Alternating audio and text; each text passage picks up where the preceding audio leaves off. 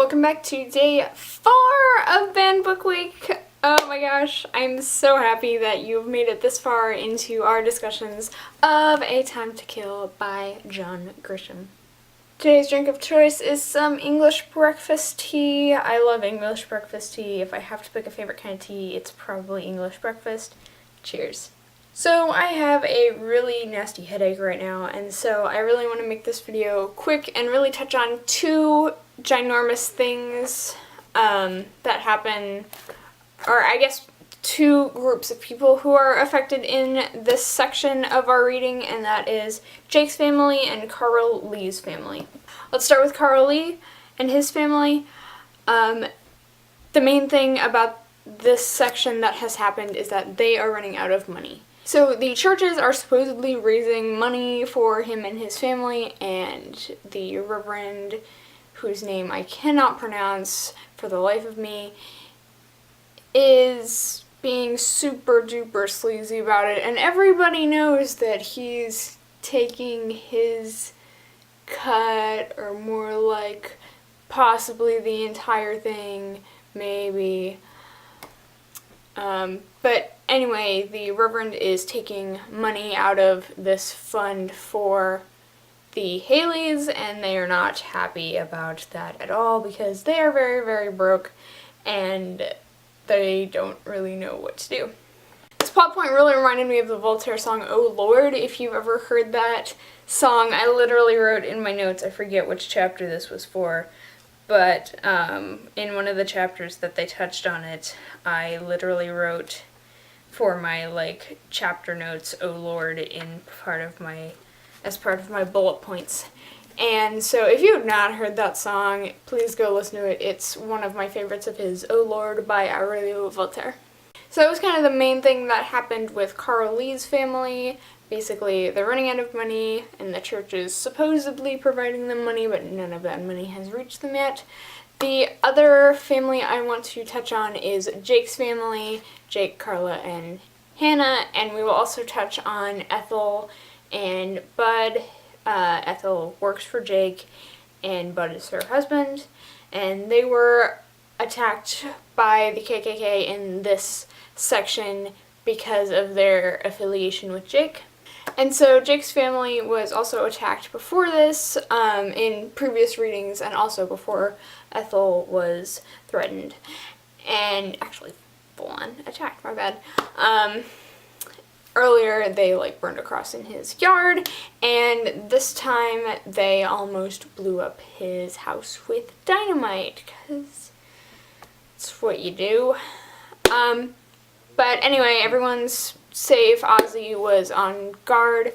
The clan had someone out them. They called the police, and Ozzie was on it right then because he knew that people would be threatening Jake or have been threatening Jake, and so he's been keeping an eye on that.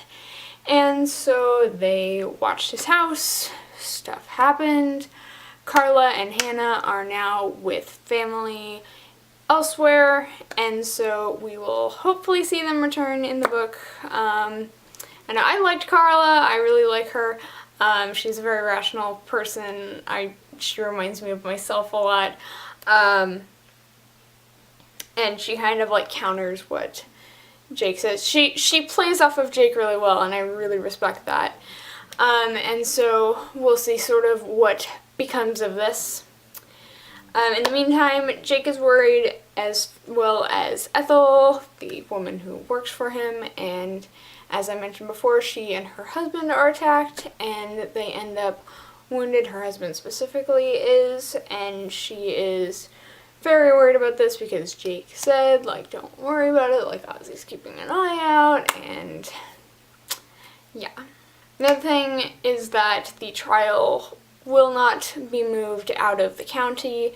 This has been a recurring theme over the past day or so, and the judges are basically we can't move it. There's really nothing else we can do.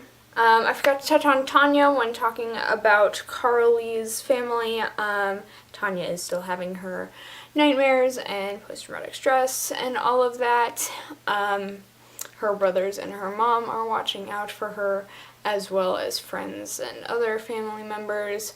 Hastings returns in this section as someone who keeps watch. I joked yesterday that Hastings has only exists to drive cars, but now he is also taking care of Tanya and watching over her and the rest of the Haleys, and the scene where he is at their house kind of watching them and taking care of Tanya and the boys and all of that. I thought that was super sweet, and that's probably been one of my favorite scenes in the book so far. So let me know what you think about this section. This was really just more of a summary section. I don't really have a ton of like thoughts as far as like the challengement of this book yet. As I said, we will kind of wrap up with that at the very end of this week. I really just want to get out a discussion of like what's been happening so everyone's on the same page by the time we hit Saturday. And if something else comes up throughout the week, as it has previously, mostly towards the beginning, like Sunday, Monday, I've kind of touched on it as it's come up, but in the middle of the week I don't really do that. It's more towards the beginning and the end, and so we will see what will become of this. Tomorrow, what are we discussing tomorrow? 29 through 35. Chapters 29 through 35 we will be discussing tomorrow, Thursday, the 27th, I think. I don't know what day it is. Anyway, thank you for watching. Let me know your thoughts down below. I hope you're enjoying this book as much as I am, and I will talk to you tomorrow, hopefully with less of a headache. Specs, hugs, rock and roll. Love you.